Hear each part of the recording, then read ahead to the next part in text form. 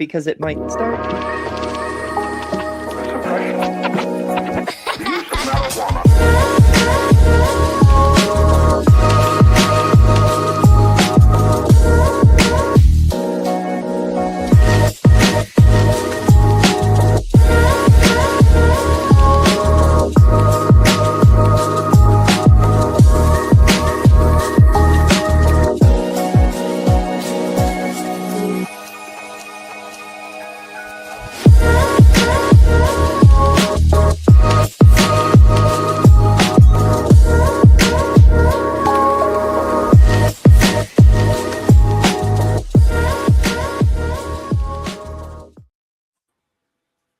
Happy Monday, everyone. It's the last show of 2025, and we couldn't be happier to see a more worthy year fucking go. Thank you all so much for joining us while we discuss what comes next on today's Java and Jugs. Na na na na. Hey, hey, hey. Goodbye, 2025. Adios. Oh my goodness, I have not despised a year so much since the last time this guy was president. Oh my goodness. Yeah, I'm like, can I be a Debbie Downer and think he's still president this year coming up and still? Well, we're hoping he's going to accidentally pass away. I'm sorry, Debbie Downer, me. But then look who we have to be the president when he passes away. Vance? Option either. Oh. At least the good thing with that is Vance does not have the charisma of Trump at all. He's a chicken shit. Hey, I don't know. Erica Kirk begs to differ, though. Oh God, Erica! Oh my God, Erica Kirk. Yes, she seems. Oh my goodness, she just looked like Stanford wife. I don't even know what to call her. Like she's so emotional. A little while back, that it talked about Charlie's death, and it said so many people hated him just for his racism, his nationalism, his other assorted right-wing bullshit. But what the liberals never really appreciated was his true contribution to the world. The whole time he was keeping us safe from her. She was the real evil in the world, I guess. She had no. I don't understand. Like some of her face, she had no emotions or nothing. Like fakeness. I'm like, are you? Except the eyes. I mean, it's all in the eyes. When you introduce yourself to the American public by throwing a fucking festival for the fact your husband is dead, complete with fireworks and everything. Fireworks, yeah. Wow. I mean, if there is a heaven, then naturally Charlie would be there because his God loves that sort of bullshit. He'd be looking down and going, wow, okay, I guess she really misses me then. It's like big church. Really, like those TPUSA things I've been watching.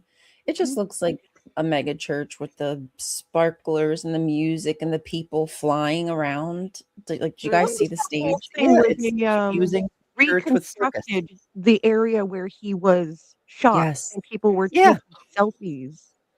A staged, a recreated stage where he got pow pow.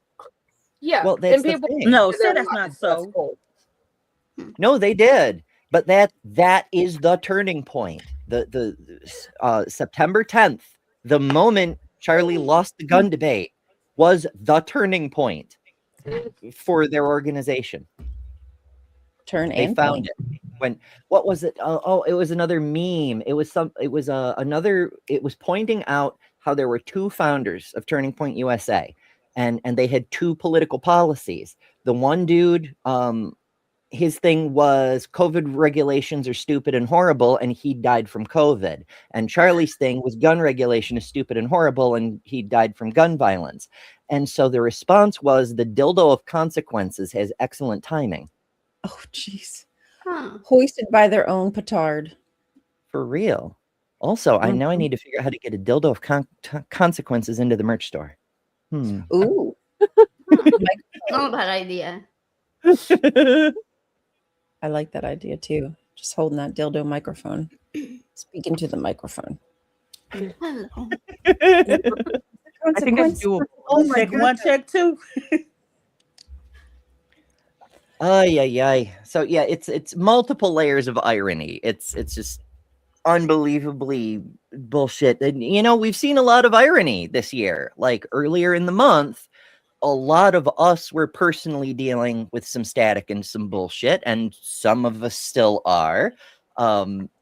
It's fascinating because this particular group of cultists, their whole thing is ostensibly predicated on holding people accountable for the way they treat survivors of abuse. And one of their cult leaders, they had to ignore twice, both when he told them who he is, in that he abuses victims of abuse, but also when he called for people to be held accountable for that kind of behavior.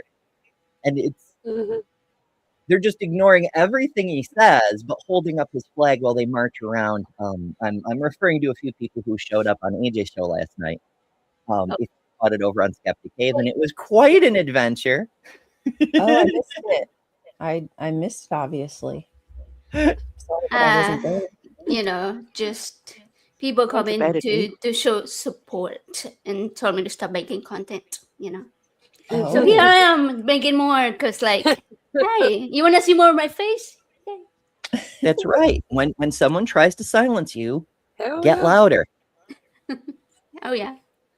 There's actual science behind it. So, as all the world knows at this point, immediately after this show is another show that many of us are also on called Hot Topic. And today we're doing the history of consciousness. As I was looking into the background, because it's a very complicated topic, as you might know, one of the founders of the Black Panther Party got a PhD in the study of human consciousness. So that's neat. We know from the study of consciousness that it goes partly to how behavior works, but also partly how cognition works. That when a person tries to silence another person, it's because they're afraid of what that person is saying, and it's working. Like we learned this from one of the founders of the Black Panther Party. Get louder. Yeah. Their whole aim is just to silence people and to get people to comply and conform and be a very particular kind of whitewashed individual. Actually, individual is probably the wrong word because they don't want you to be an individual. They just want you to be one of us.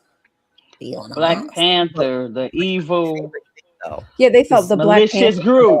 Evil malicious group. The real evil. Yeah. Evil malicious group. Black Panthers did so much good for this country, and TPUSA is quite the opposite. It's like counterintuitive. It really is, and it's not just the fucking color thing. Like, Black Panthers, they provided security to neighborhoods where the police not only didn't police, but actually made things worse. They fed hungry children. They provided social services. They held political movements that meant something, like showing up in Sacramento with assault rifles to make the point that if you're going to put guns above people, you're subject to the same yourself.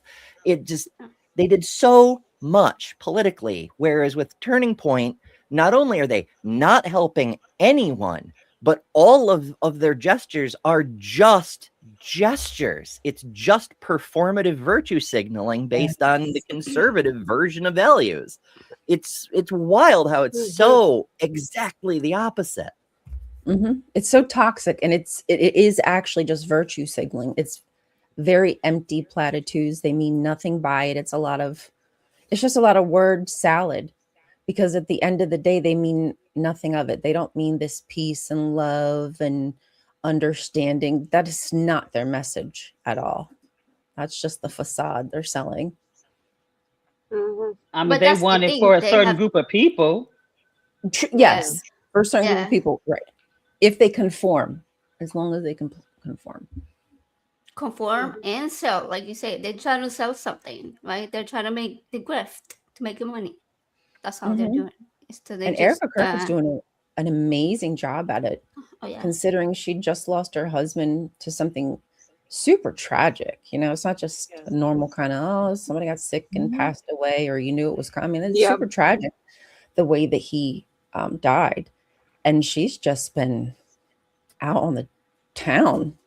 I can understand to stay busy. I'm one of those people. I would probably prefer to be doing something than nothing, but to be out and about while telling a message to women that they should want to be home and subservient to their husbands and raising their family and, you know, taking care of the house and being whatever the husband needs, you know, to basically just catering to this guy like you're his mother.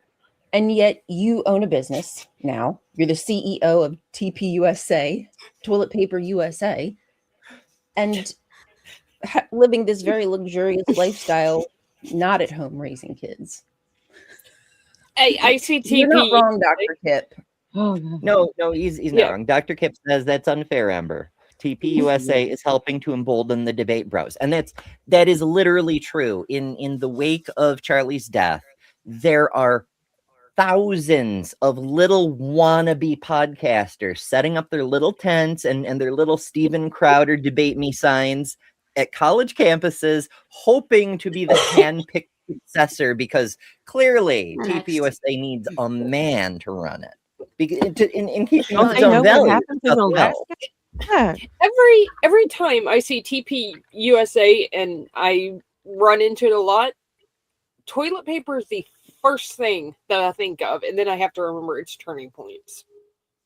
I think that's kind of what they meant, actually, because remember, 90% of conservative politics is trolling. Like they start doing a thing to own the libs, and then they realize their base doesn't understand it was a joke, and so they just do the bit. I'm pretty sure USA is like that too. I mean, their logo is a fucking roll, you know? How could they not know? What the arrow is, it's telling you how you're supposed to put the toilet paper on the roll, the way that it's supposed to face. The toilet paper roll, the paper should be coming over top and over, not Thank under. you. That's right. Anybody put it under over here? Because you're gonna be disowned. I read the original patent, which I definitely for sure, because I saw it on Facebook. It don't roll right. Gotta be over. Exactly. Honestly, my grandmother used to do it the other way around, and I'm like, why do you do that? She actually had a good reason.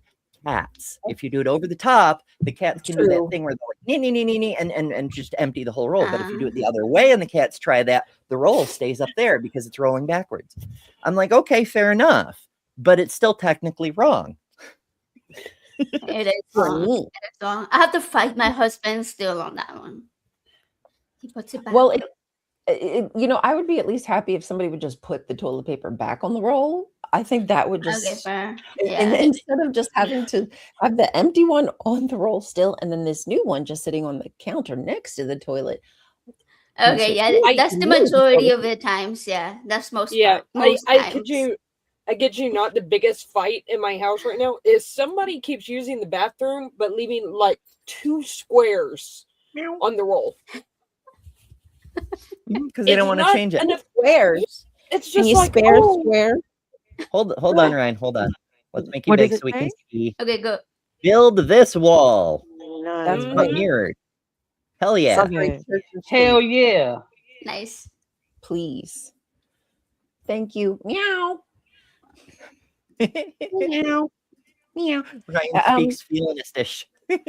So do you I know we're talking about Erica Kirk and everything, because how can you not talk about Erica Kirk and Nicki Minaj and Barry Weiss and that whole debacle going on? But do you all do the New Year's resolutions? Do you guys ever do that? I actually wanted to make fun of that today. I mean, like, make fun of it in kind of a lighthearted way, because I know a lot of people still do it, and it is kind of like an appropriate topic for this kind of show.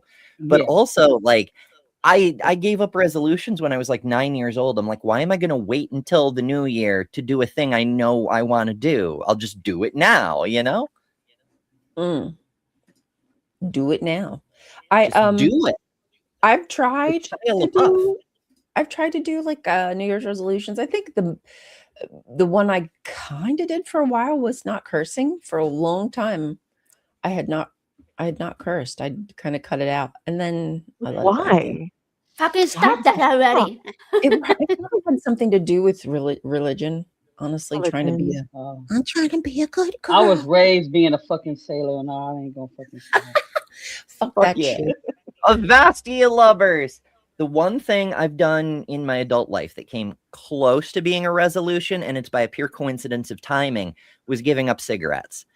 Because when I made the decision to actually care about my health and started changing things, I knew I couldn't. The nicotine addiction is way too fucking strong. I couldn't just stop.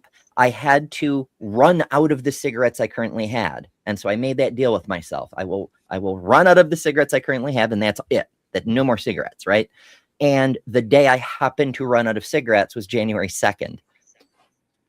I tried for the first, but I didn't want to make myself smoke more just to be out on the first.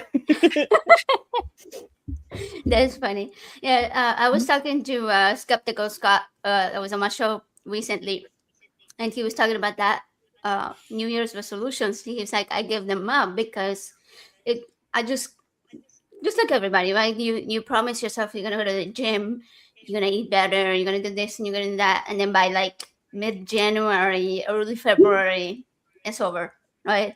So he's like, instead, he does the 1 word challenge, which is the one that I posted. I think some of you replied to it, where you where you pick 1 word and you kind of carry it through the year, and to remind you of what you want to accomplish that year. And it doesn't give you a deadline. It doesn't give you like anything super specific. It's just a word sort of like to refresh your memory of like, hey, I want to do, I don't know, mine was wanderlust, like traveling or like seeing more places, even in town, and even a short day trip, even go hiking at the parks that I haven't been to or things like that, but just see something new.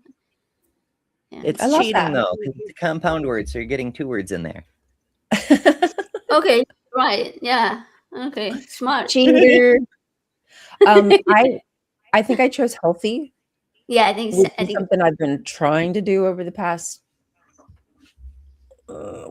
since forever. But I do feel as though I've gotten much better as I've gotten older at making better choices for myself. Right, and that's the thing. You just pick the 1 word, and it doesn't mean, oh, I'm gonna go to the gym, all month or 5 days a week or something. It just means like you're gonna introduce things that are gonna make you healthier, whatever way that looks like throughout the whole year. And so just by choosing that 1 word, you just remind yourself of that. Yeah, I think that works really well. Tone and an aim.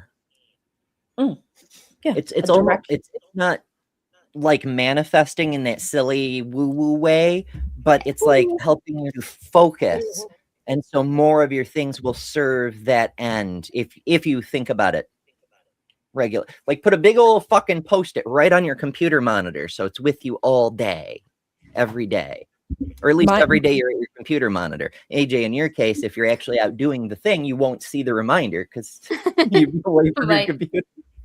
I just tattoo it on me. I'm kidding. I do have a New Year's resolution that I think I'm actually going to be able to live up to this year. No more dogs. I don't need any more dogs.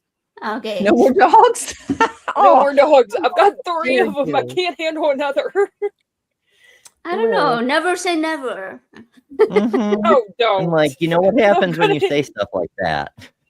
I'm going to end up with like 10 by December. The dog distribution system is going to be right at your door, my friend. You shouldn't have said anything. It already has been. There's an open highway to your home, Lila. I mean, look at it. And if it's not the dogs, it's the cats. One of the distribution systems is going to find you. It's going to find you. Oh, hello there. Oh, so cute. It's dog-shaped Dr. Kip. Dog-shaped Dr. Kip. Not to be confused with human-shaped Dr. Kip. And on that note, I have a thing. Give me a second to pull it up because I actually planned it for the next show, Hot Topic, which follows this show at 11 a.m. Eastern. I'm just babbling while I pull up the things. And there it is. Okay.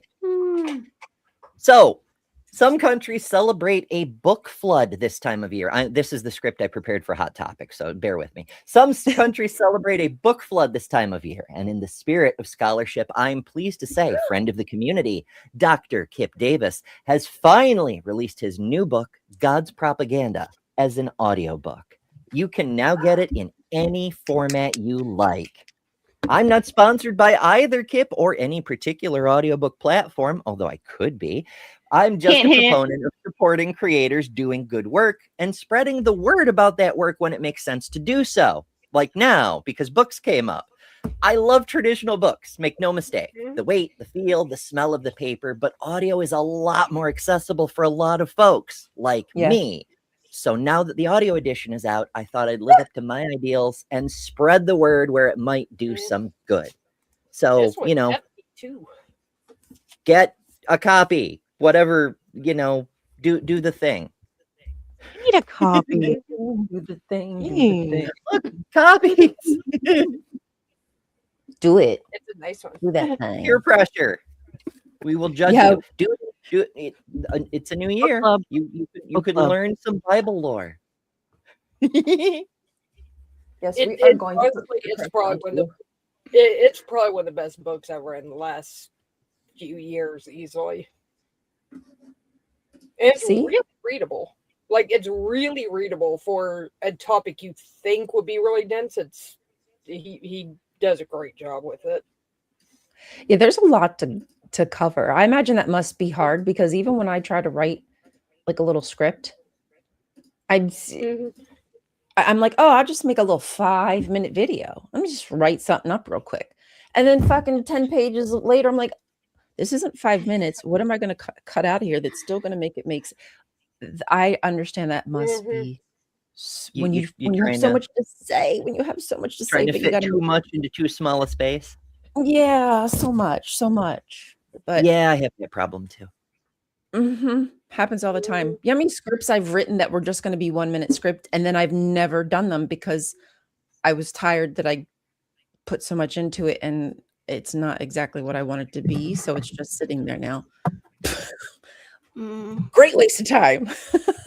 I mean, everything you do is practice for the you next have fireworks.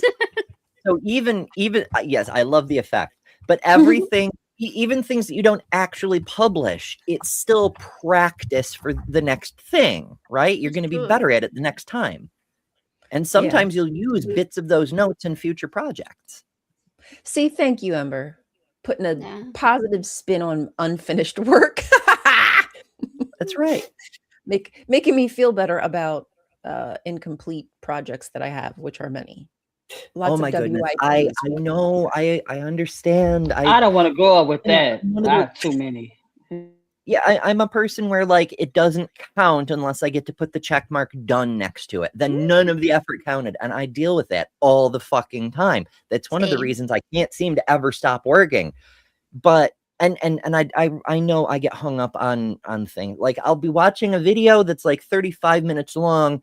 And I noticed at like the 25-minute mark, they've told the entire story and now they're just repeating themselves. And it's at the 30-minute mark and I have to go do other things, but I'll still finish the last 5 minutes of the video because I want it to be finished, you know? And I hate that. I am the same way.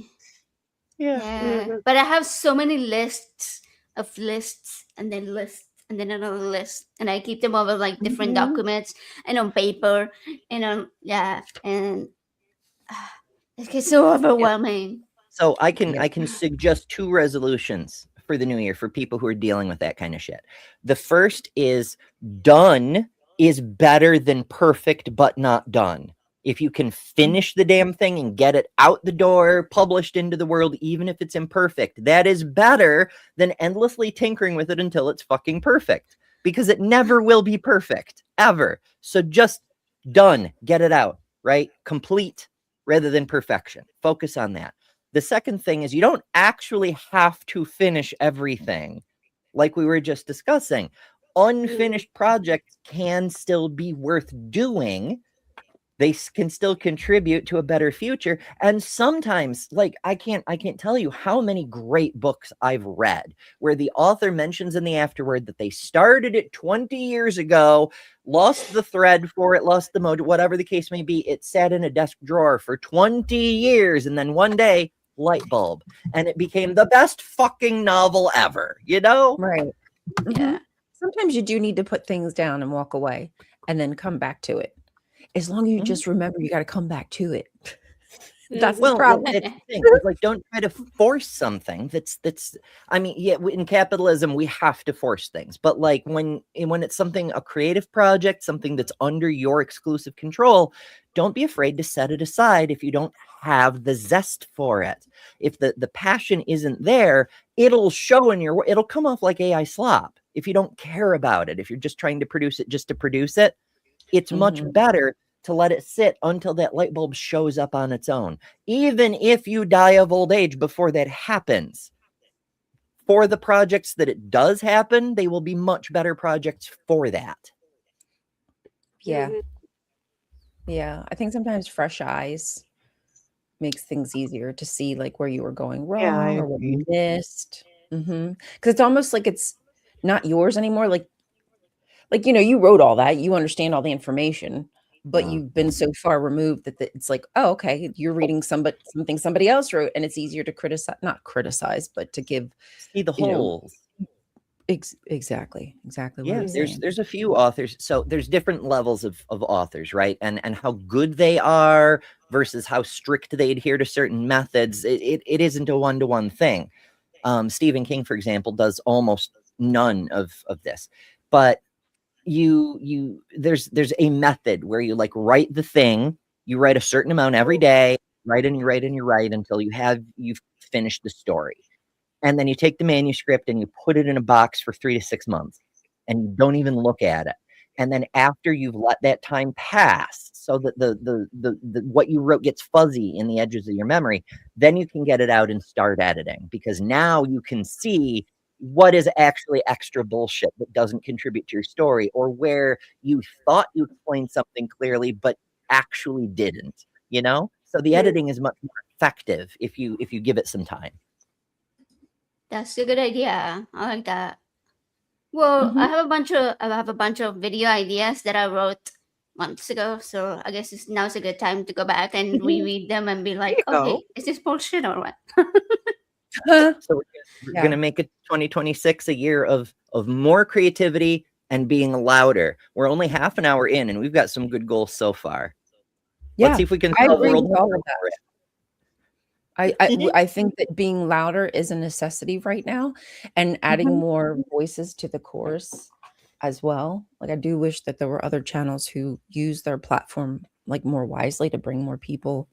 Oh my goodness, some voices, but whatever, that's what it is. Okay, so I've been seeing there are some groups within the skeptical community who have been increasingly insular in recent years, which is to say, even though they once talked about the importance of bringing new faces in, at least so people in their audience can be aware of them, even if it's like a one-time thing, but also maybe getting new people into the rotation to keep things fresh and whatever. They've steered away from that because of various, let's say, traumatic events, but on the organizational level, like they bring someone on not knowing that that person had said something really horrible and it caused drama for the organization. Didn't do their basic background checking, for example. Yeah.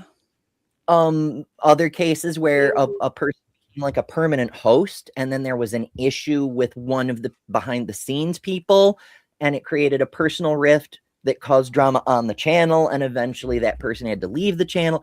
Like, various things like this have made channels that are all about broadening the community suddenly become, nope, it's just us and only us, and no one, pay no attention to anyone else ever anywhere. You know, we're the only skeptics. We're the only true skeptics. Yeah, it's like bad experiences just taint the whole well. And trust me, I think we've all can say we've been burnt at some point in our lives. But I just hope that I don't want to ever be jaded. Does that mean that maybe I'd be a little more careful and decisive when it comes to bringing somebody into my circle? Absolutely. But I think that we should learn lessons instead of just changing our hearts and changing our goal. You know? I don't know. Yeah, you don't have to overreact like a fucking toddler and be like, it's all or nothing or whatever, you know? It's not like hot. So I have a question. Oh my goodness. I was going to say, as somebody who currently has a toddler in her household, toddlers are better behaved most of the time. Right? They know it's hot. They ain't gonna touch it. Damn. Throwing fits. Like if you're not 100% with me, you're fucking my enemy and all this bullshit. But it must be said, some of these organizations have started to take their first steps into trying to bring more diverse voices into their sandboxes. And while it's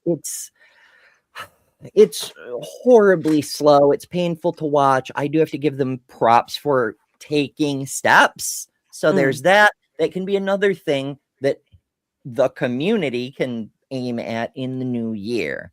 And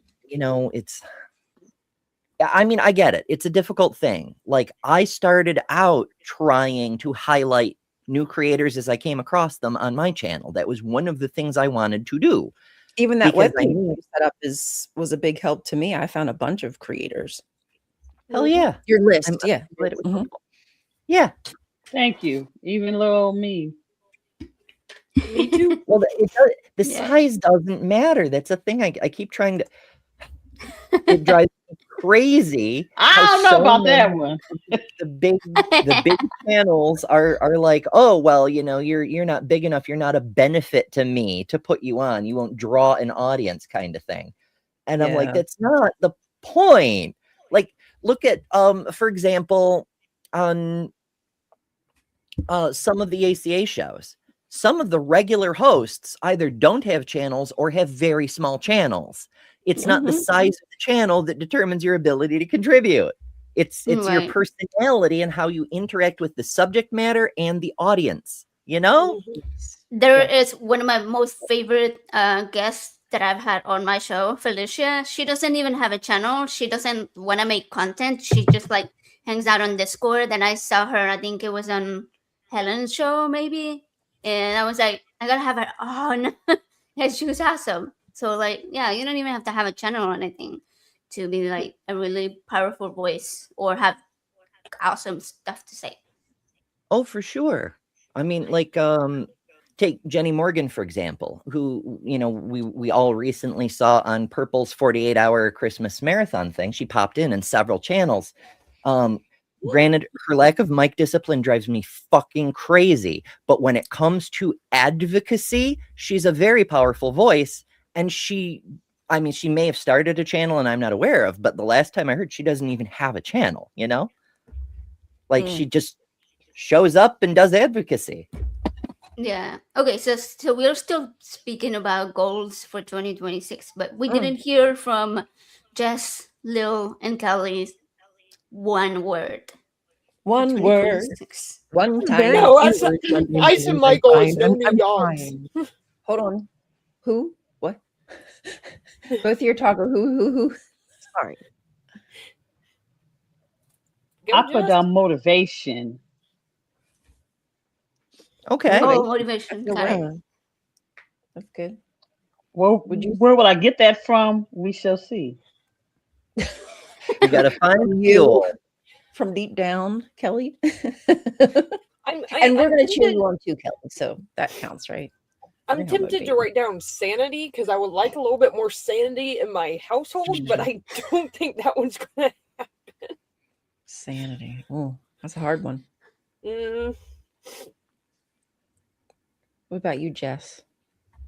I'm gonna put myself out there and say anxiety, honestly, because I think that's what's stopping me from releasing more content, leaving my attic of loveliness and just going out and doing things and being part of like community. And I've got so many atheist things near me or within like an hour of me that I really should be more involved with, I think. And I want to make an active effort to um, deal with my anxiety over crowds and people and socializing and doing all of that.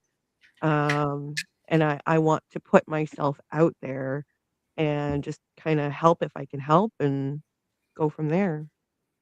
I had such a hard time with that when I first started. Like, I didn't think that I was sort of worthy of making content, that nobody would want to hear what I had to say. And the same thing was like my anxiety about being around people in person, because my hearing is a lot better when I am on the computer, right? Because I'm connected directly, everything's quiet. I'm like more able to listen straight to the one person that's talking. I have my subtitles at the top, it's a lot of more assistive features that I have, right? Easier to And so focus. in person, yeah, if it's like right, if I'm like at a conference, or if we go to like a meeting in a restaurant or somewhere that's very loud, I had really bad anxiety about not being able to keep up with the conversations, and like people would think, oh well, she's kind of dumb or kind of weird, or doesn't talk very much. And so it's like I had a really hard time with that, but people were so freaking welcoming.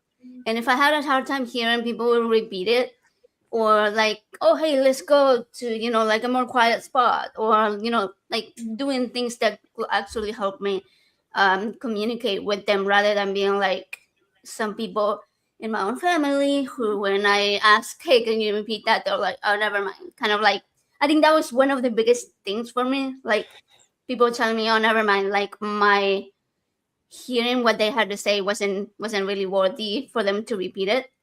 And so that was sort of my fear with other people, thinking that, oh, they're not gonna care enough to help me connect with them. But that hasn't been the case at all. Now, I'm gonna Yeah, say I get coming that a lot with my from own family. I would Yeah. say this coming from my own thing. A lot of times, if people do piece up, many times I think that if they're not caring what I'm having to say, not really thinking about you may have a hearing problem or something like that. Mhm. So that's my personal problem within me, Yeah. and I know that's not right. I have anxiety really bad. That's how I believe, and I'm up here with you, lovely ladies. Like I have. But you fight it, and I I love went. that, Kelly. I'm glad that you're fighting it. That I even though used you to- suffer with it, that it makes you nervous, and you're feeling maybe people are looking at you when no one cares. No one's looking at. I mean, they are, but you know what I mean. No one's judging you. We're all here to support each other. But your mind tells you something differently. But you're fighting it, and I love that, because I think we all probably have some of that as well. Yeah, like look, when I went to a get together yesterday. I knew two people. I do not speak to people I do not know. If somebody doesn't come up to me and speak to me first, I'm not gonna speak. If you're walking down the street, people says, "Hey, how you doing?" I'll respond back, but I've never will speak to somebody first. It's how I am. When I'm at a Black non-believers event, I put myself out of that box because I know what they're there for. So I speak to them. Only that situation. Anything else? And people are like, Kelly, why you not saying nothing to nobody? I don't know them. In some ways, I kind of do the same thing. Like I'm very uncomfortable talking to total strangers. For various reasons that have to do with trauma, but that's not important. But when I'm at like an official function, like an event for a nonprofit I'm involved in, or the Comic Con I run, or whatever the case may be, I can set my own stuff aside, because I'm like, they're not here for me. They're here for the chairwoman of NocoCon. They're here for the speaker at this event.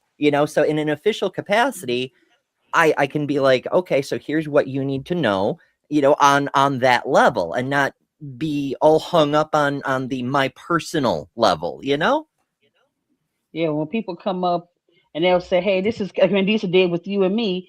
This is my friend Kelly," and that's how we connected. So that was different. But if you just want me just to go in the wild, people, oh no, I'm not gonna do that. I know that I was actually thinking that. I'm like, that's how we met. Is Mandisa was like, have you met my friend Kelly? And I'm like, did you just Barney Stinson us? Now look at us. Yeah, He kind of did. It's a match made in heaven. Okay. Oh goodness. But yeah, that was actually the first time I've met Mandisa in person too. So she could have done the same thing. Hi, have you met Mandisa? You know, I should do that at the next event I go to. I just walk up to people and be like, "Hey, have you met Ember?" I vote I'm for going that. to introduce you to a friend of mine. Me. Her name is Ember, and you're going to love her. You gotta do that thing where you're And like, oh, my friend was over one of there my thinks they're highlights. cute, and then you run over there and you're the friend that thinks they're cute. Me? Now I have to meet Lil and Ryan in person. I know we're gonna have to all make sure we Yeah. get together at some point at some atheist thingy Well, or something. if not Java to go and back to Jugs. the audience size thing, but if the collective audience of the show gets large enough, some of these atheist events are going to start demanding to have a Java and Jugs live, like just a live show on the main stage kind of thing.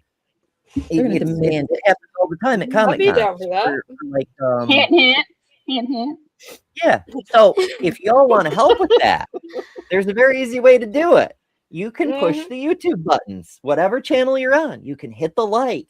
You can subscribe to that channel. And most importantly, the share button, because that's the only way to get these videos in front of other people. The algorithm sure as hell isn't going to do it.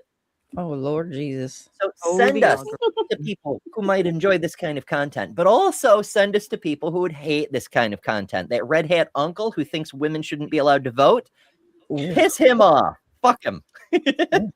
He'll give us a lot of interaction. Yeah. A lot of algo boosting.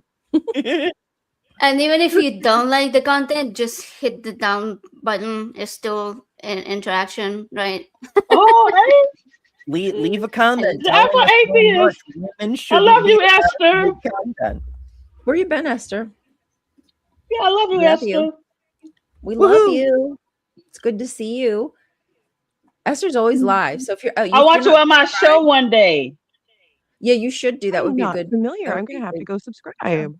Yeah, she's amazing. She is. She discusses a lot about evangelicals in like different countries in Africa and like pastors who are doing crazy things, sexual things, just weird stuff in front of their church, or stealing, all those kind of scandal type stuff. Yeah, it's lots of fun. Cynthia just had her on her channel recently. On the Roots Matter, Cynthia McDonald. Yeah, she was just on her channel. She was also a guest on in the Cut the Black Non-Believer channel a couple years ago when I first started when I first branched off to become affiliate leader. She was the one of the first guests that we had when I came on. But yeah, she's amazing. Yeah, Esther's cool AF. So make sure you're subscribed. Do it. Right. I mean, I haven't checked out her content yet, but I will take your word for it. And that means your New Year's resolution: find more atheists. Subscribe to Esther. Subscribe to Esther. That's the first one. Boop.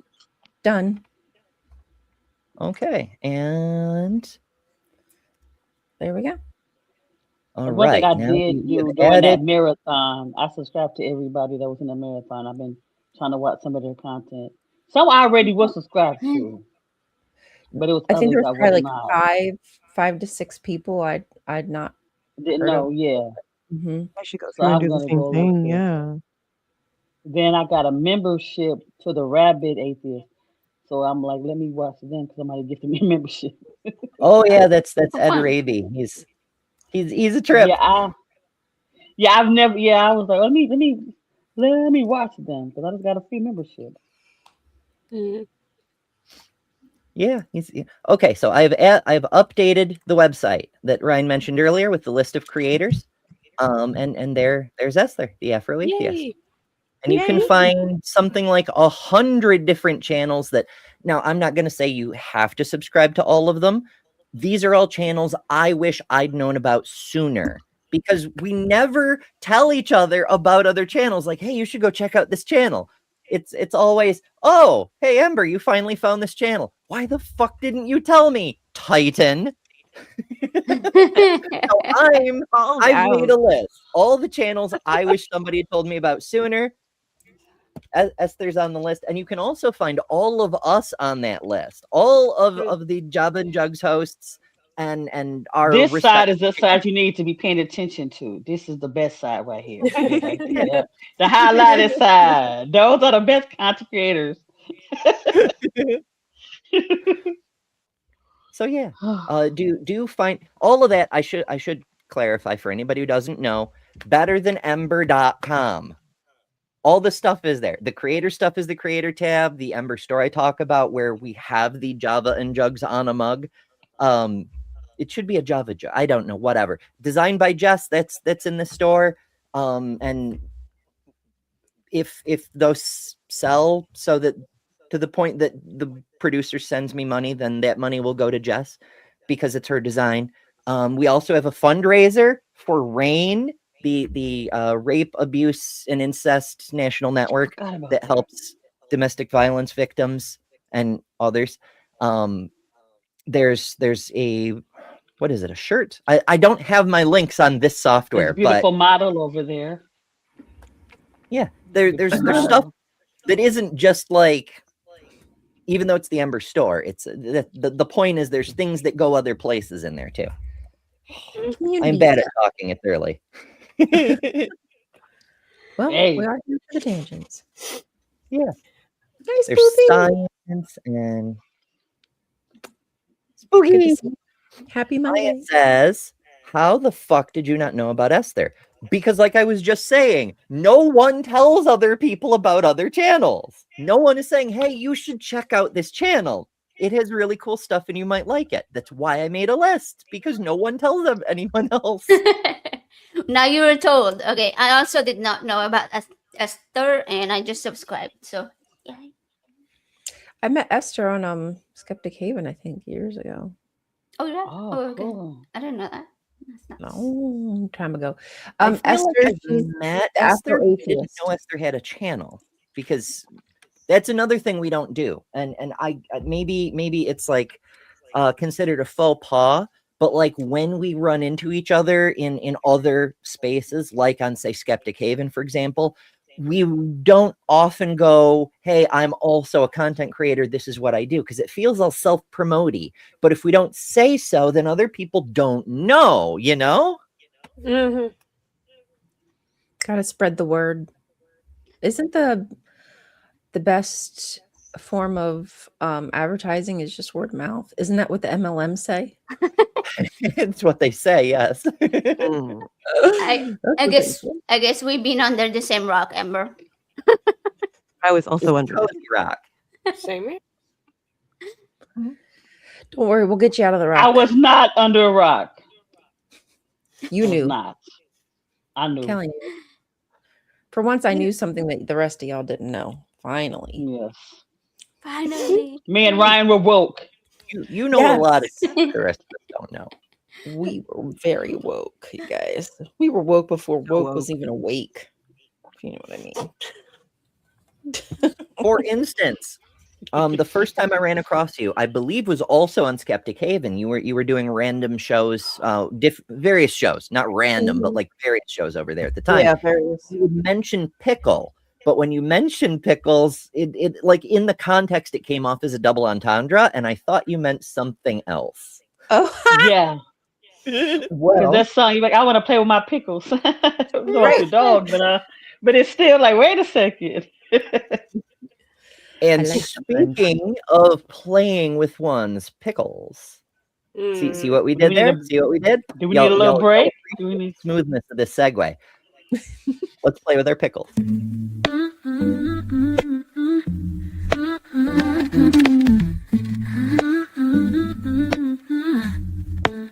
Sometimes I chill or hang out at the bar, but I never stay long or go very far. You could say I am lame or that I am fickle, but I'd rather be at home playing with my pickle. That's my dog, she's a big deal. That's my dog, let's keep it real. Don't take offense if I don't answer the phone. Instead, I'm loving on my girl and giving her a bone. People call me a dud, like a busted missile, but I'd rather be in my bed, petting my pickle. That's my doggy, she's a big deal. That's my dog, let's keep it real. That's my dog, she's a big deal. That's my dog, let's keep it real. It's not that I don't like you or wanna hang out, but if I had to choose, never was there a doubt. If you need to feel good, in fact it might tickle, you should come to my house and wrestle with my pickle. That's my big deal. That's my dog, let's keep it real.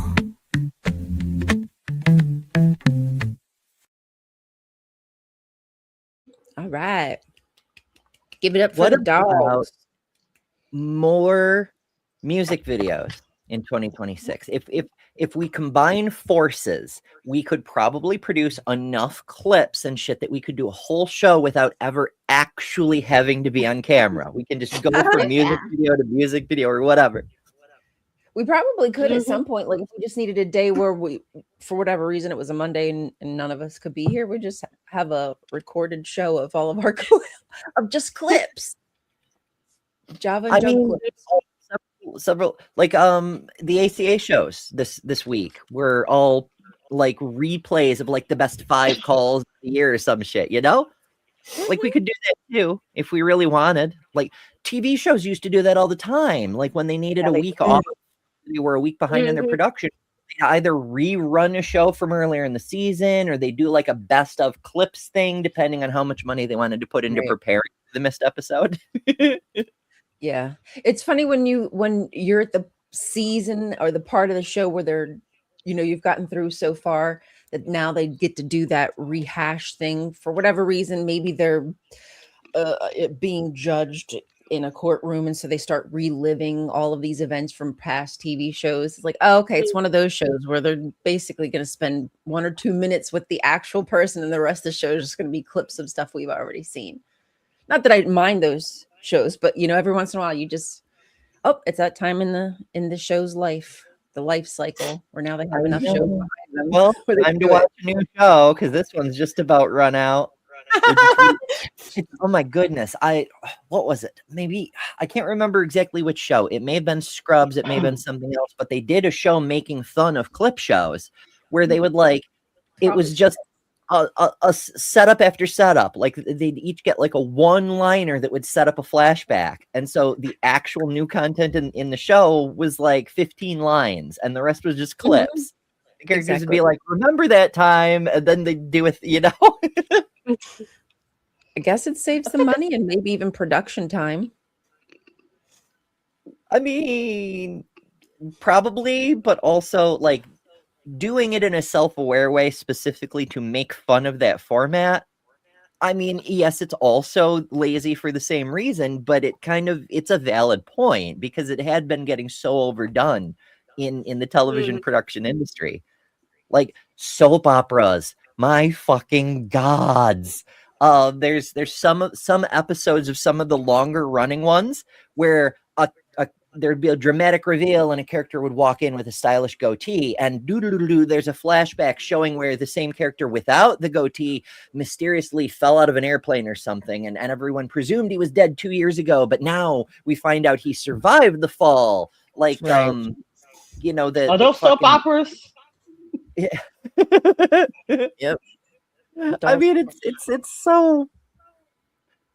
I used to watch them. Which one did I watch? Maybe Santa Barbara, but only because there was nothing on TV at that time when I came home. Those were the days where you had only a few channels, and so those were the days of our lives. Those were the days of our now lives. I'm talking about Santa Barbara when Eve got raped. That probably was one of the most deepest episodes of all the soap operas. Y'all remember that? Yeah, I didn't. Yeah, that was really but that was really touched. Man, they went through a lot of. I think she actually won an award for her acting for that scene and everything. Then Are you find out the some police officer that helped her was the one that actually did it. Oh man, that was. Are they But it still was on? one People still watching? I don't think Santa so. Barbara left. There's some Young and the Restless is still there. They ain't going nowhere. Oh my goodness. Victor Newman ain't going nowhere. Wow. Oh goodness. Remember, I like, mean- how weird is it that the drama TV shows have to make the social points? Like, on this very special episode of Roseanne, the family will discuss themes of domestic violence. Like, I appreciate them, like, bringing awareness to things that affect them personally at random in a scattershot kind of way, but actually bringing attention to them. Where the fuck is Dateline in 2020 and the news organizations that are supposed to be telling us, hey, maybe we need to do something about rape culture because more people are being raped than ever? Yeah.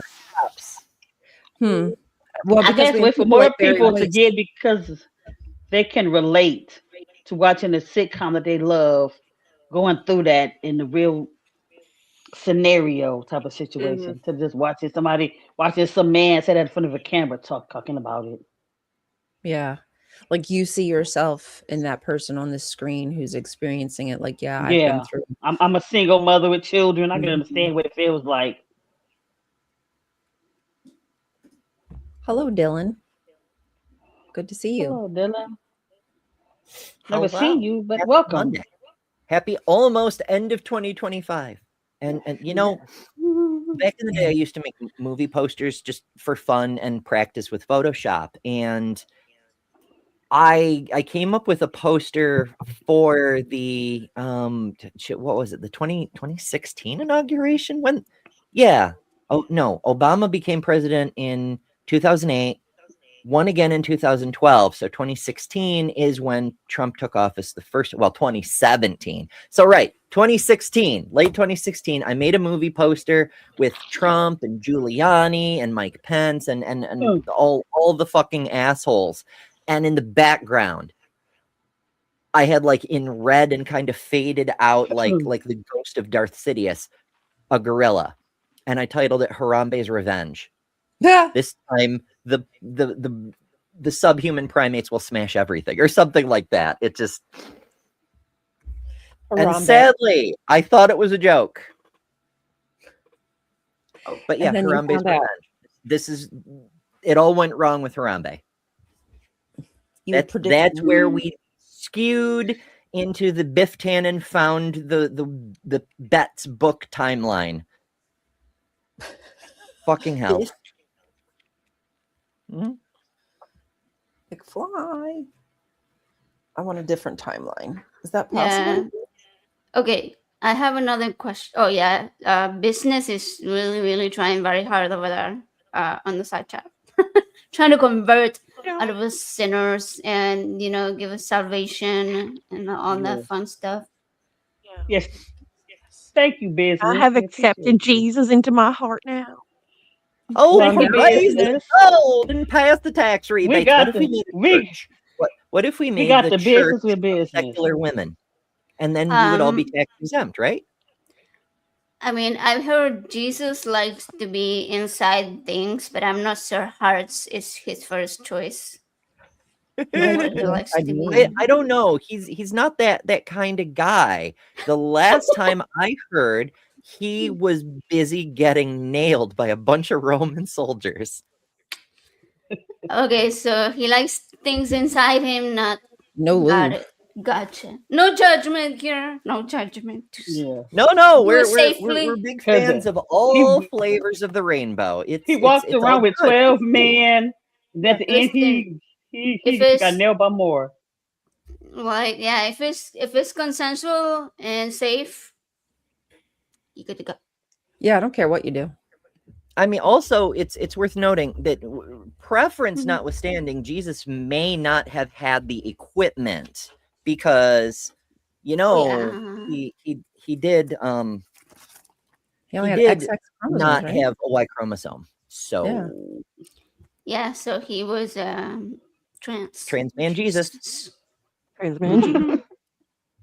Right. That's why Okay. he was all about love. He was a fucking hippie. He's like, guys, why can't we just have peace and love for everybody? Love everyone, literally. And also table flipping for the fucking capitalists, which honestly, also valid. Yeah, he got a little perturbed when he saw people in the temple defiling it. So he went and, what you normally do. You just go into churches and you just start throwing shit around. Isn't that what you do when you are frustrated with the church? Exactly. Okay. So as many of you know, I've told the story before.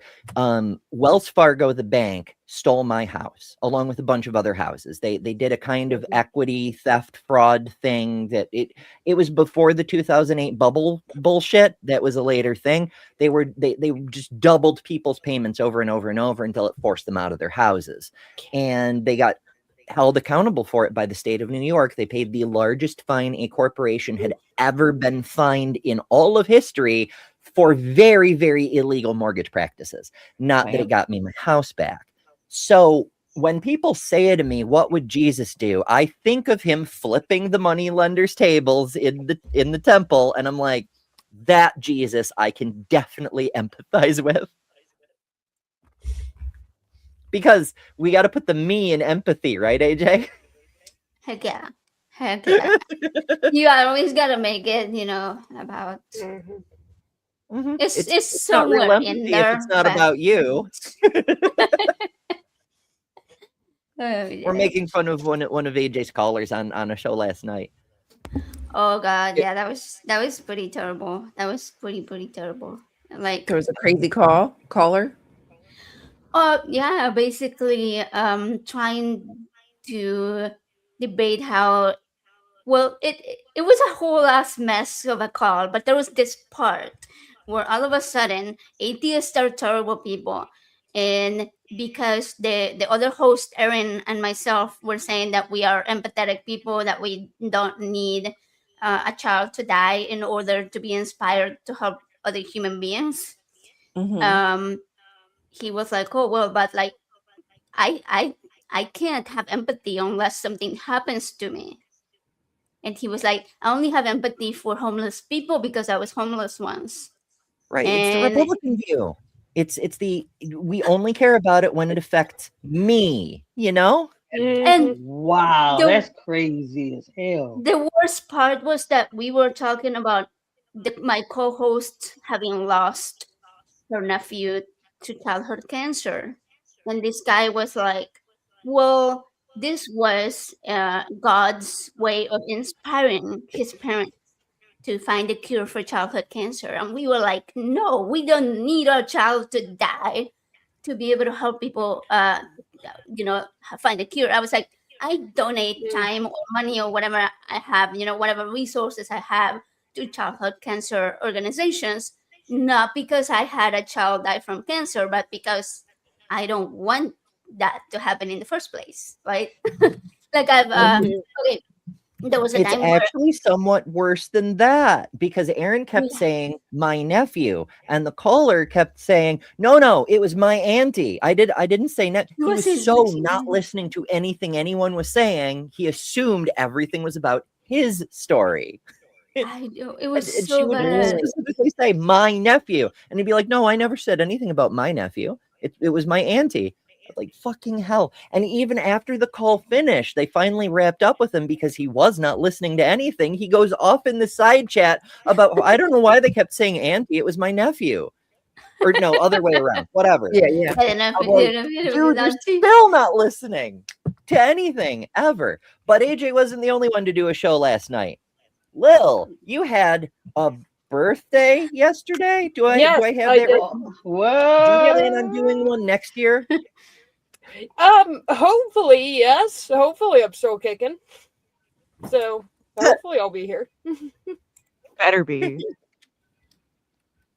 I'm looking forward to it. So you did a couple of things. You did a birthday stream on your own channel, which is Lilibel Trades for anyone who isn't subscribed yet. And I am now shaming for not subscribing, because you absolutely should be subscribed to all of us. Just throwing that out there. But you also did a guest spot on one of the objectively best shows on the entire internet, Bad Science Sunday. You It were was the so much guest fun. of honor. Yeah. It was so much fun. My dog Kip, not human shaped Dr. Kip, dog shaped Dr. Kip, was quite opinionated. So she had some things to say. Oh, no doubt. And you know, when the dog shaped doctors have opinions, you need to pay the fuck attention. Yes. They are very, very smart. I feel special because I replaced somebody else in the outro. I won't say the name who I replaced, but I just it was got awesome. a replacement. I saw that. I replaced It was somebody. me. Ellie replaced me. Yeah. I saw it and giggled. Yeah, I was just like, Definitely not. You would have replaced me. That's how it would have worked. But yeah, I replaced somebody There's else Maya with the in the link video. for anybody who isn't subbed to Lil. Lil of all trades, not hard. And if you can't find it for whatever reason, it's on the damn list. So just go to the website, right there. Bloop. Lil of all trades. Honestly, even though it wasn't intended like this, it was honestly like the best birthday present. I have been looking forward to it for months, which I don't remember the last time I was seriously looking forward to my birthday. Literally last year, I did absolutely nothing. Didn't even go out to dinner or lunch or anything. I just didn't do anything. So it was really cool to actually do something this year for it. Yay. Now Good for you. Now waiting for my next time. I want to be like AJ and be on there like 20 times now. Okay, so watching Bad Science Sunday is fun, but being on Bad Science Sunday is like a fucking present. It's such a good time. It's amazing. And honestly, everyone should do it at least once. The hilarious thing about it is Maya asked me a couple months ago to do it, and she recommended the 28th. I was like, oh, that's my birthday. And she's like, we can reschedule. I'm like, no. Don't reschedule. It's perfect. It's a birthday present. Was great. Yeah. A lot of fun. And I've got Dr. Kip right there. This is where she usually is. She's curled up and sleeping, but that reminds me, we were discussing before we went live. I think it was before we went live, how Chris, who's the Daily Atheist Morning Show, which is one of the channels we're on right now for anybody who's watching any of the other channels. Chris does the Daily Atheist Morning Show Tuesday through Friday, because we have completely stolen Mondays at this point. And he used to have a puppy cam where he had a special camera set aside so you could watch the puppies and whatnot while he was live.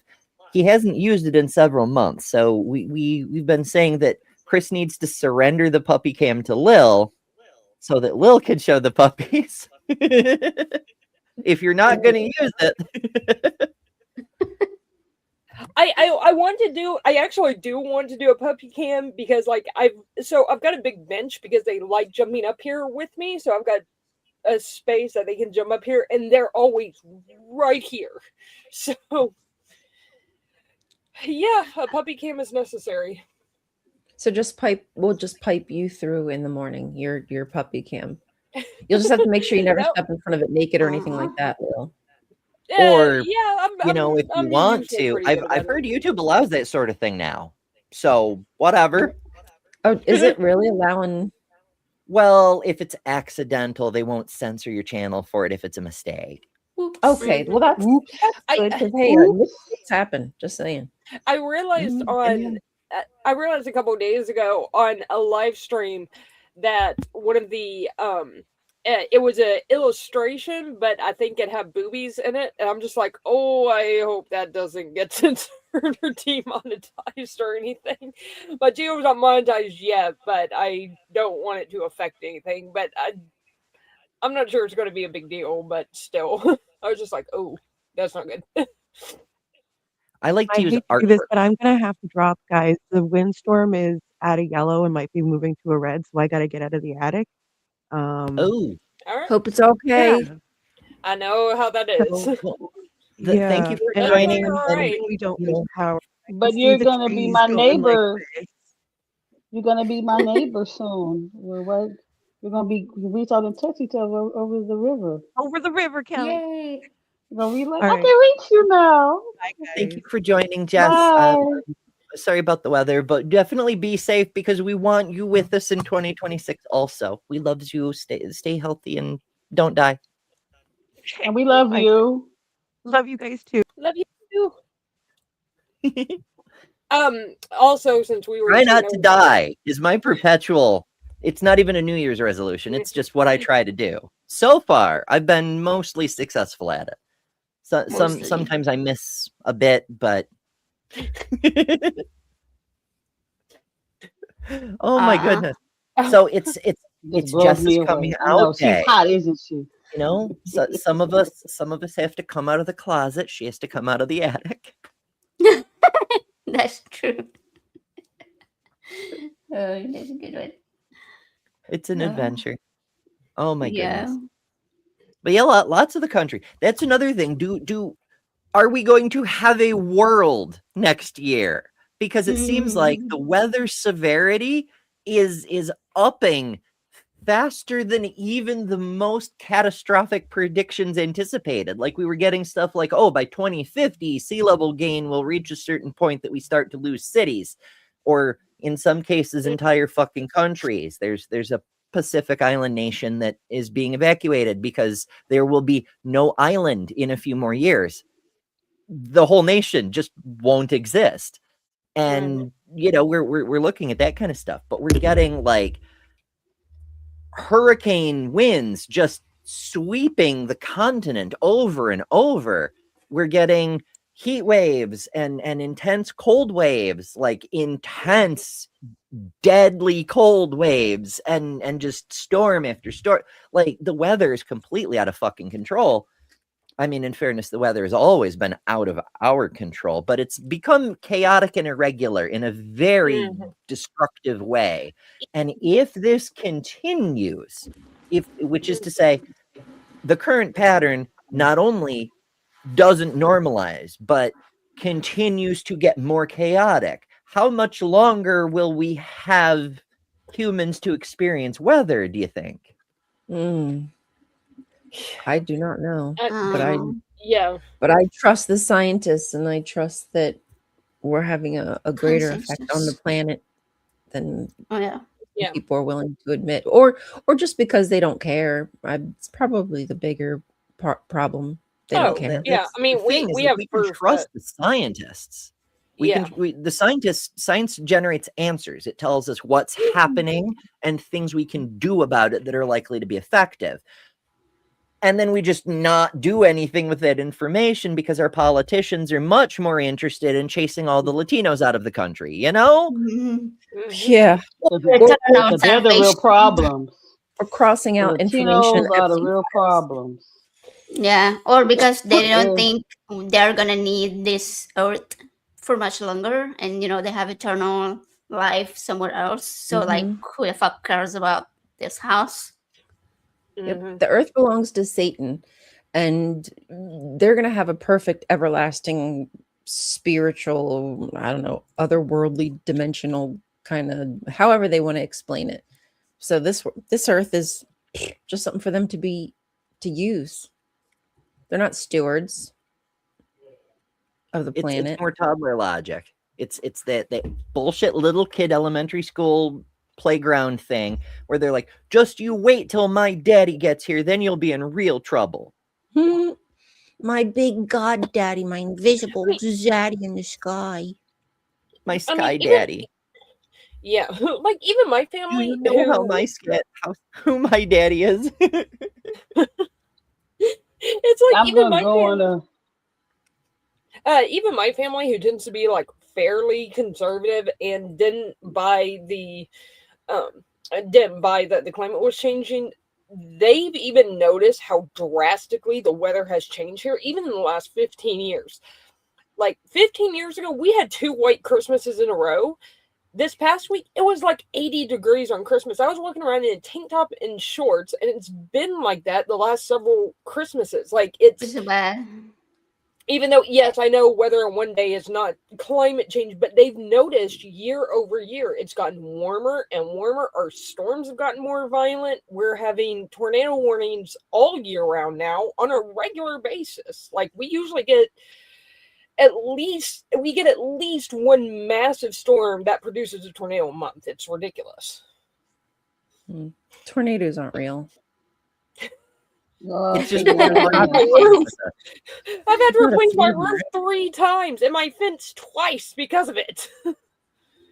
When I was little, we had one tornado here in New York, and people were like, it's so remarkable because we don't get tornadoes. In fact, there were meteorologists on TV saying, no, it's a microburst. It's not a tornado because definitionally we don't get tornadoes. And people are like, what the dictionary says doesn't change the fact that there was a spinning funnel cloud eating people's houses. It's a tornado, you know? Yeah. I mean, you don't really get got 5 of them. Earthquakes in Midwest, but I've known of 2. Yeah. That we've got. They were large ones, but we still got them. 2 earthquakes. So, anybody who knows me knows I'm a little bit of a weather and geology nerd.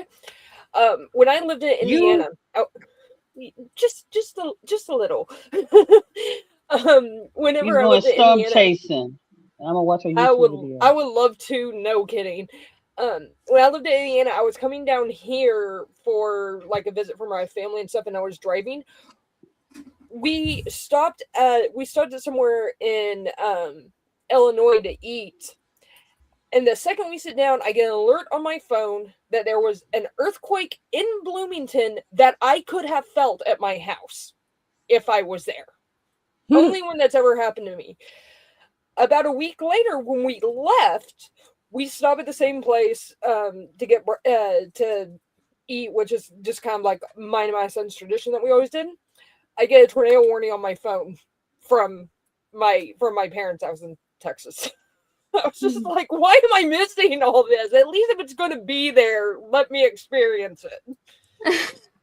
They can miss me. I'm good.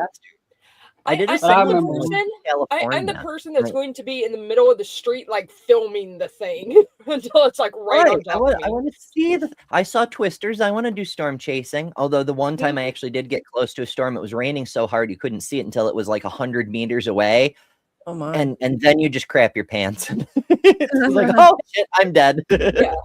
I remember having to go in the hallway and sitting, tucked like that. Because you could feel a little shaking. It wasn't that bad. A little shaking.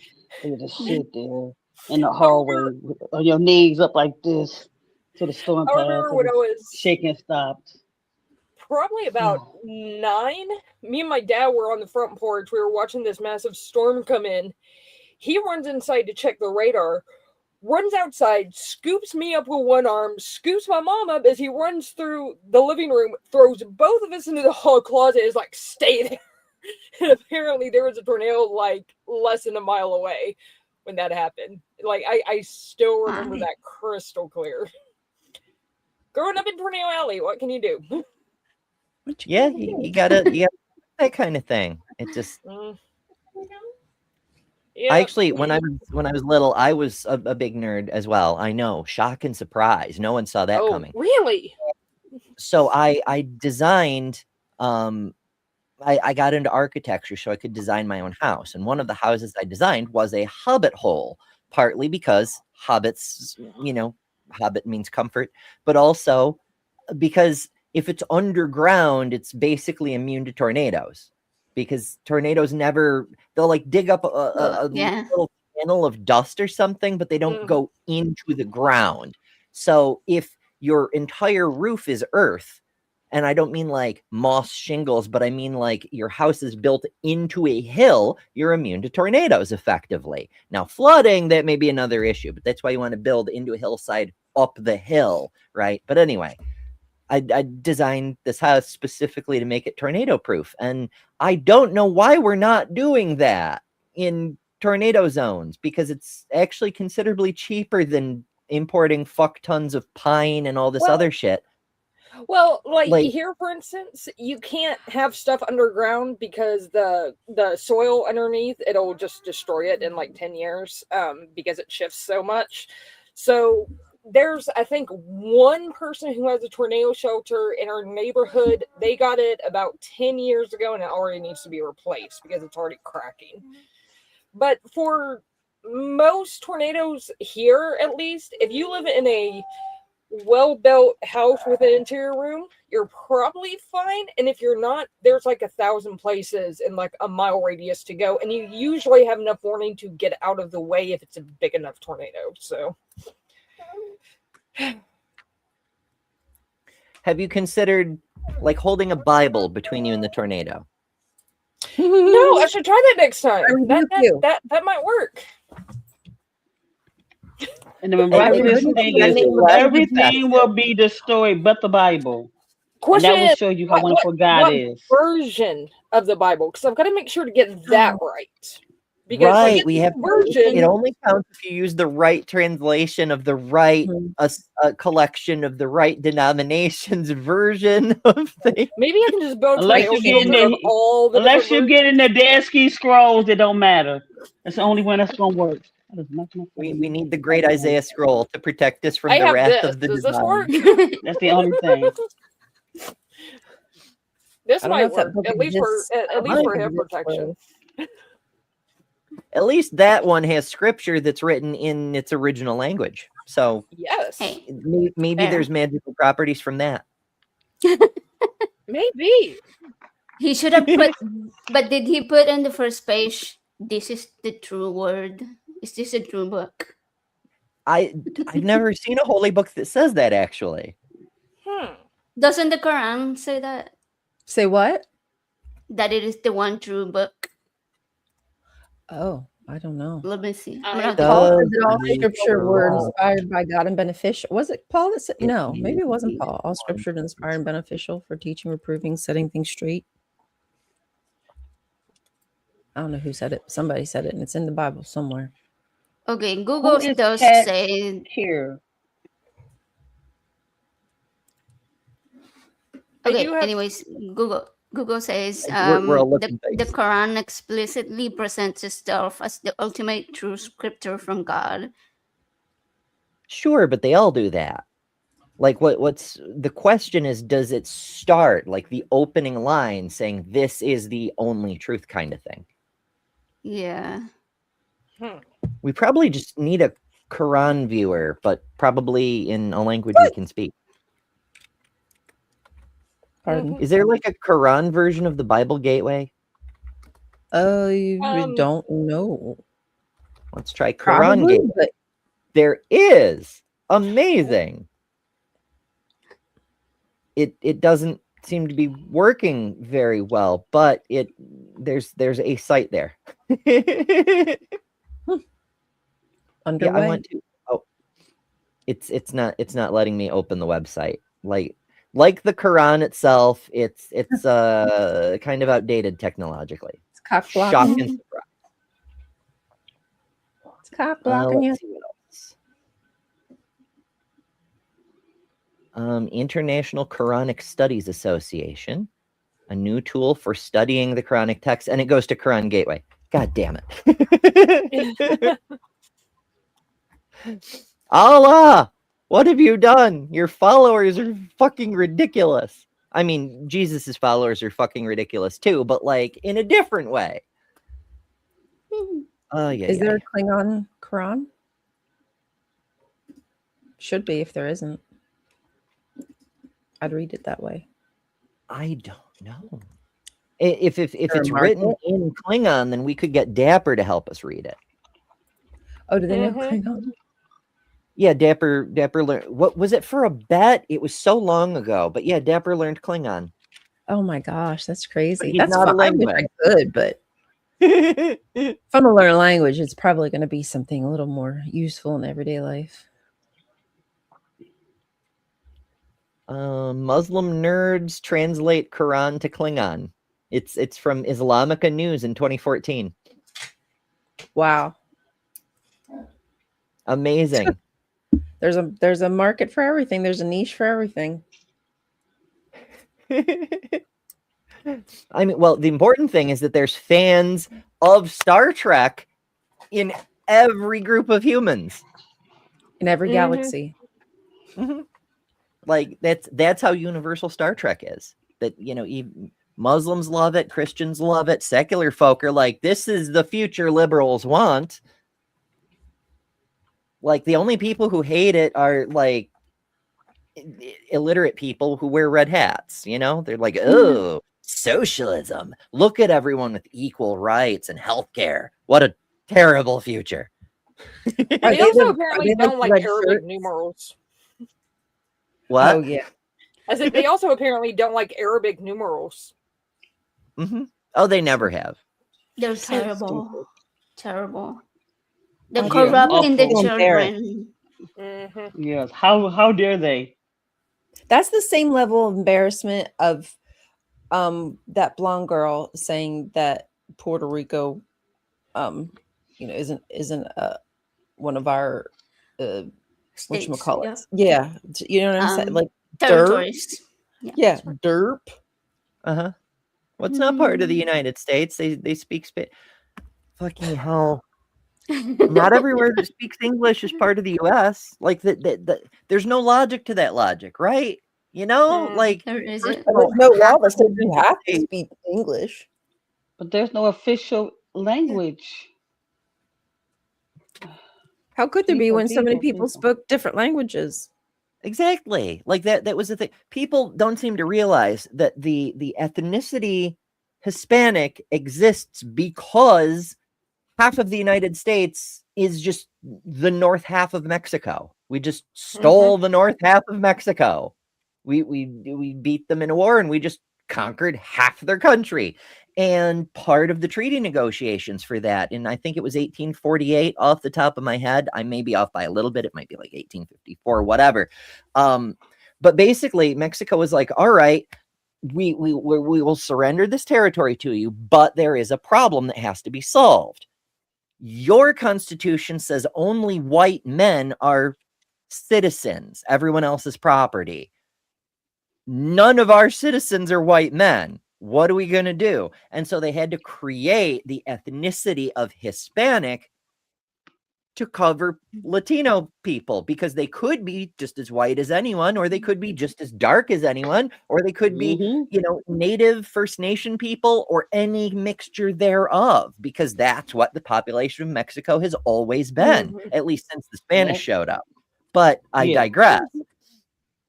So they created the ethnic group Hispanic, and they made it a subset of white, even though a large number of Latino people are not white, strictly speaking, because only white people could be citizens. That way, the citizens that the United States inherited from Mexico would get to be citizens, because not doing that would mean a whole bunch of people are owning all the land and businesses and whatnot in all the cities, and they're not citizens. And you're definitely going to have a civil war if you try to pull that shit, Yeah, it's crazy they're trying to make research that kind of stuff. It kind of pisses you off.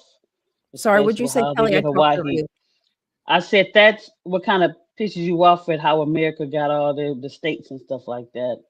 A lot of the states, especially Hawaii. That's something I really. It's a naval base. I mean, I know it's not, but I'm saying that's what they're polluting the water there. They're polluting the government. Freaking Oprah Winfrey. Like, why are these big celebrities going and buying people's countries, like islands? Like, how is that okay? Because it was Americans doing it, and no one's going to stop them. And another big problem is that they're buying up all the land that's next to the beaches, that's beautiful, that's more inhabitable, and now people who have been born there, live there generations upon generations, can't even go enjoy the beach. They're it has the largest number of homelessness. The largest number of homelessness, like sad. It is. It really. I would love to go to Hawaii. Actually, we had a free trip. My husband got a free trip from his job, and I asked for us to not go. So we didn't go. I just couldn't do it. There was water shortages between the Malibu fires. I mean, I was like, this is not it. Why would you even schedule? It was a work thing. Why would you even schedule Hawaii as a place to go when they're going through this tragic event? I wouldn't want to go to the main island. Yeah. Anyway, sorry guys, long tirade there. Yeah, I know. No, I be getting that way too when it comes to that. Yeah, but Hawaii, Puerto Rico, we treat these places as if they're just Property. tourist spots. Yeah. Where just they say tours, right? they are That's frozen garbage. What that man say? The Trump comedian said the traveling garbage in the that's sea or right. something. He said stupid. Like how they put it, but it was something. He basically said Puerto Rico was a pile of garbage. That was it. That's. I mean, a majority of the people from his administration talk about other countries, unless they're something to gain, right? Like they're going to get some kind of trade off. See, every other country is just some kind of third world or Marxist. They're just an enemy of ours that we need to be mindful of or watch. Well, Oh, man. it's Just see funny everybody you as got- an enemy, even when your they own call a people. country a shithole country because those shithole countries don't have travel restrictions placed on them by every other country. The U.S. does. So Mhm. The irony and audacity of making it difficult, uncomfortable for people to travel to this country for even simple things as tourism, but business, what have you, and be unsafe. Like they would want to do that. They want to come here for the freaking FIFA crap, knowing that the ICE is just going to be standing outside waiting. What? You're going to come here to walk into a trap and be sent to CCOT? Get out of here. they're so preoccupied with like there's people who do have legitimate business who will not come in person. They're like, no, we have to figure out how to do a Zoom meeting now because they're so preoccupied with their political bullshit that one of the things that TSA is pushing is you have to surrender your DNA so they can run a karyotype so they can determine if you're a trans person with a passport that doesn't match your genetic identity. And like, they're so obsessed. Whoa. You have any idea how much a karyotype test costs? And they want to do it for every single foreign person?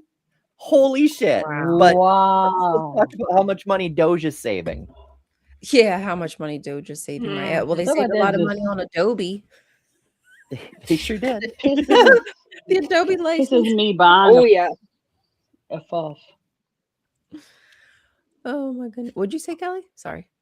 Stuff like that just pisses me more than what I can say off. Understandable. A lot more that I wish I could say. Which is just a string of I want to say I want to beep beep beep beep beep beep beep. Yeah. Beep, beep. I need the dolphin sound from SpongeBob when they would curse, and it was just like it was the dolphin sound coming out, and they would just keep doing it. That's what I need. Just a string. I like Emma Thorne uses a duck quack. Oh yeah, I like the whack. I think I've used the whack too. Love it. Yeah, so I was talking with girlfriend with my mom. I told you guys one of my cousins had passed a couple days ago, whatever. I found out this morning. But anyway, so I don't know how me and mom got talking about the different the different presidents and stuff like that. And so I was like, I'm gonna say this, but Franklin Delano was not the greatest president everybody thought that he was. What? And so my Oh, mom sure. got angry. My mom got angry. We talking about Eleanor and that she had an affair. I said, well, he did too. And then I was talking and I was like, what different was he with how he did the Japanese with how we did the Arabic American community? Well, they bombed Pearl Harbor and that's why he did what he did. I said, but he picked on people that were citizens for years here. He didn't mess with the Japanese in itself. He got the people that were living here, being citizens that want to bother nobody. The same thing what Bush tried to do with the Arabic Americans that was just trying to live their lives. And this stuff never is going to change. They go from one group to another group. Now it's trans people. Targeting. And that's all they do. They go from one minority group to another minority group, picking on who they feel is the weaker link, as I'm gonna say. And they divide.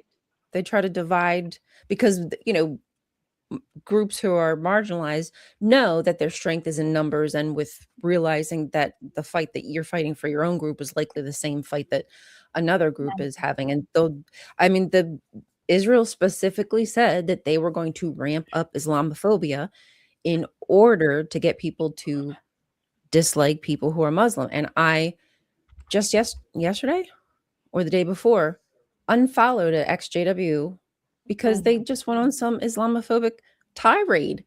And I was like, and this is a doctor. I was like, you've got to be kidding me. And I left a comment as much, and somebody said Islamophobia doesn't exist. I was like, oh. Wow. Okay. And there you go. It should. And there you go. They're all bad people. In a lot of cases, people are just xenophobic bigots. But on the political level, it is just distraction. It is just winding people up and pointing them at someone to hate. They read 1984 and they thought it was a guidebook. It's fucking hell.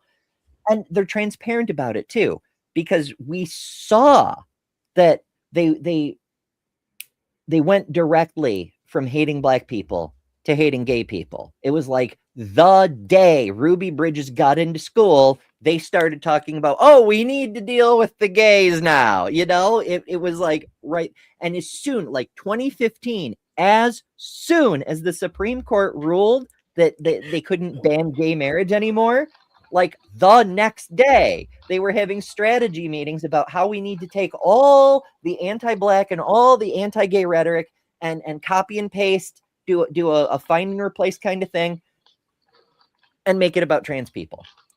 Which is why, if you look, it's the same arguments, it's the same rhetoric. It's seed design creationists of bigotry. It just it's so transparent. But the dumb fuckers who are proudly illiterate and don that red hat, they don't know any better because they're proudly illiterate and ignorant of all of history. And they're okay with it. I don't understand that. Safety, and that's what gets me when it comes to the different minority groups and how we get marginalized and how we don't stick together. It's sad. Like during Black Lives Matter protests, many of them were attacking trans people. Why were you doing that? I don't understand that. Yeah, that's sad. It's like you're not getting it. It's like you're almost there. You're almost there. It's like the bottom line is like, let's stop dehumanizing people.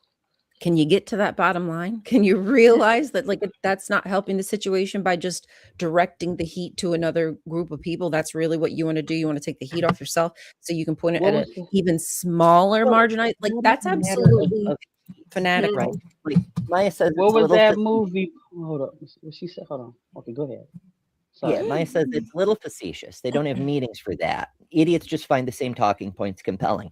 Partially true. What I'm referring to with the meetings is the think tanks, the propaganda mills, like the Manhattan Institute or Mass Resistance or whatever the fuck that group in Houston who made up the trans people in bathrooms thing, which was actually just repurposing Phyllis Schlafly's "What if gay people in bathrooms" thing. It's there are people who get paid to come up with this bullshit, and they do have meetings, and they just throw all of it at the wall and see what the idiots go chasing after. It's professional red herring development. It's all rich people. Like behind all of the think tanks and the lobbying groups, it's people with a lot of money who just want to, I don't know, take from the people who've gotten them the wealth that they have. They're workers, the everyday people. They want more power. It sadistic. Like they must be absolutely sadistic to have all you have and then continue to you see an 18-year-old boy, which was fucking Charlie Kirk, and decide you want to pump millions of dollars into him because you like his rhetoric, because he's divisive. Wow. And then people tout that, wow, Charlie Kirk, he built this from the ground up. Oh, honey. He got an influx of cash. He was flush. Anyone with millions of dollars could make like a good business or use terrible talking points to come up with a think tank or organization like Turning Point.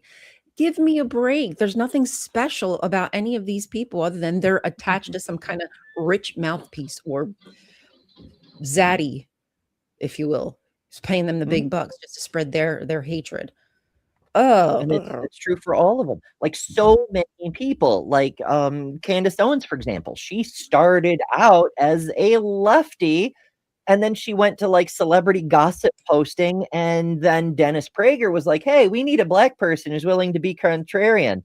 And she's like, "Oh, millions of dollars? Absolutely, I'm your girl." And she worked for Dennis Prager for a few years before she started working with Charlie Kirk and then the Daily Wire, and just it's the same thing every time. Like as soon as Candace left Prager's employ to go work at the Daily Wire, they hired Amala Ikpanobi to replace her because they need a black woman willing to say, "We need to suck white daddy's dick or the country will fall apart." And she gets millions of dollars for it. And you know what I noticed too? I did an Erica Kirk video, and so I was just looking at some of like the TP USA website stuff. And I found it interesting that like on the education pages that there's a lot of black children. Like, you know, it's like they're intentionally, because what I'm saying is the JWs do this same kind of messaging. They'll use black faces in their advertisements, if you will, because that is their key audience. Honestly, they're starting to bring in more people of color into their group than any other group. Why is that? They understand that representation does matter, no matter how much they bitch about woke.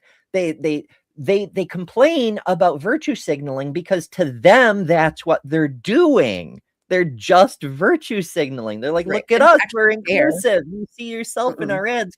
Come be with us. Come give us your tithe money and shit. It's fucking like they say every accusation by the conservatives is a confession, and it's so much more true than we ever fucking believe.